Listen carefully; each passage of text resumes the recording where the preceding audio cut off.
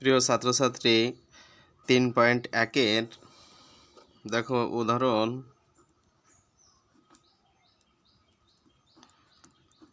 9-এ আছে a plus b plus c সমান 15 এবং a square b square c square সমান আছে হলো কত 80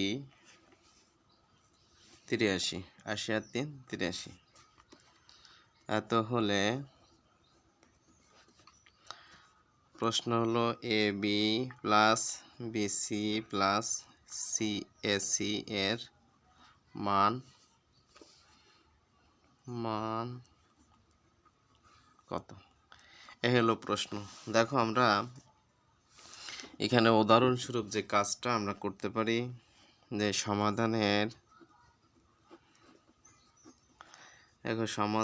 সমাধানে আছে আমরা সূত্র লিখব 2a b plus BC plus AC.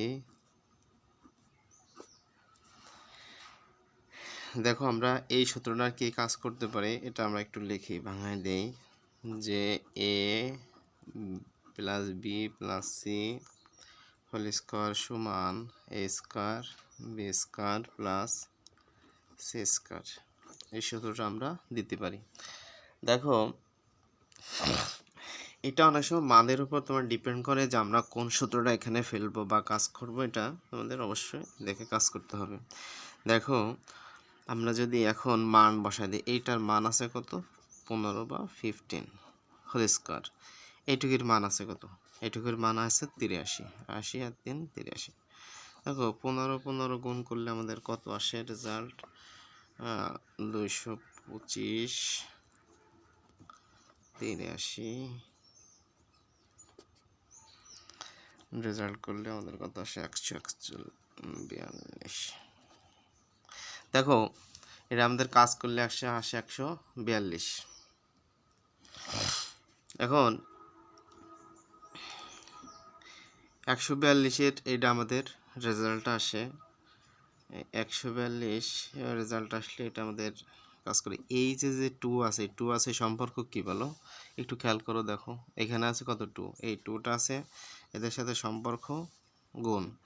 তাহলে এই 2টা যদি আমরা এই পাশে নিয়ে আসি 42-এর নিচে, আমাদের রেজাল্টটা কি আসে দেখো এই 2 দ্বারা আমি যদি 14 কাটি তাহলে 7 7 দুগুণে 14 আর এই 2 একের মধ্যে কবার যায় একবার যায়, তাহলে আমাদের রেজাল্ট আসে কিন্তু 71। রেজাল্ট আসে কত বললো 71। অতএব এ বি দেখা যাচ্ছে প্লাস বিসি সমান এ সি রেজাল্ট আসে 71।